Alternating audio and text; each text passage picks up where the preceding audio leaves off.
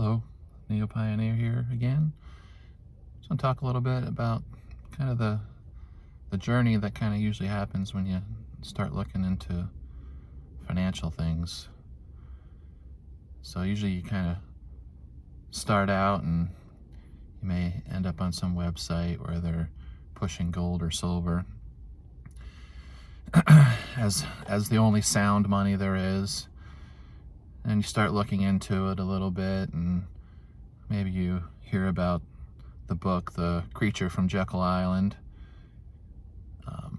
Rich Dad, Poor Dad, and you start reading about in the 70s when Nixon took us off the gold standard and everything kind of became monopoly money, and we moved from like sound money that was redeemable for its value in gold to the fiat money that we have now, which is the debt-based system, right?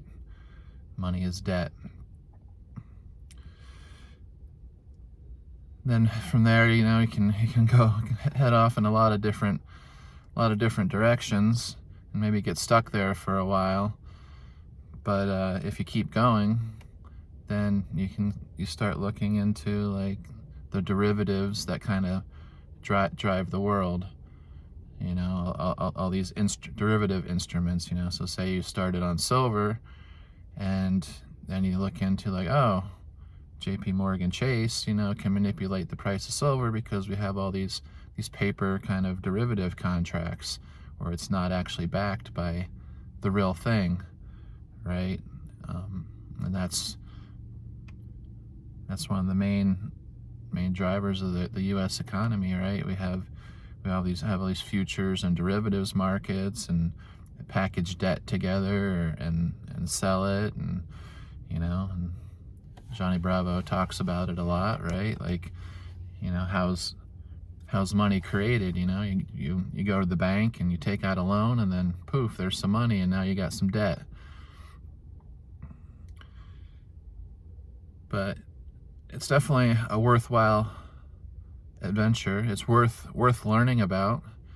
For myself, keep going a little bit further and start learning about leverage trading, and you get into the markets and you start seeing just how the money makers, you don't really have to produce anything, you just have to move the market. It's all about liquidity.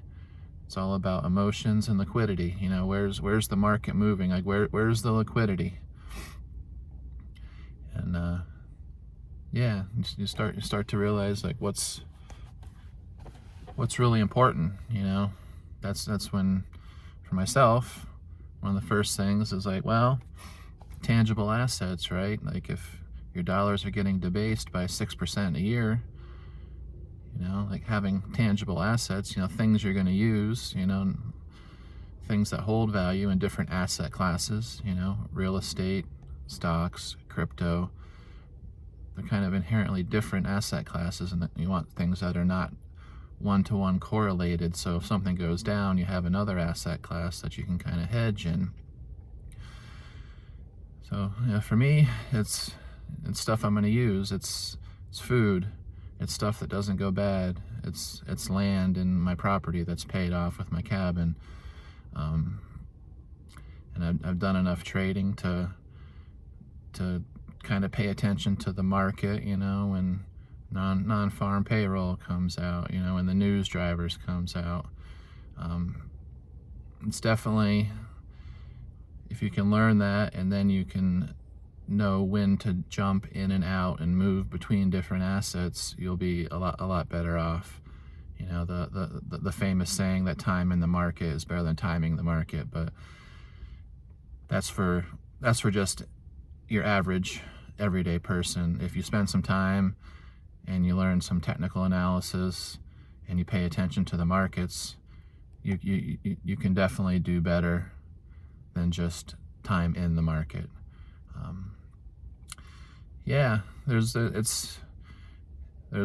lot to learn, and for me, it's a worthwhile pursuit to continue learning these things, because it definitely can put you in a better place. But yeah, that's that's kind of the evolution that I've kind of seen in my own journey. Let me know what you think. Take care.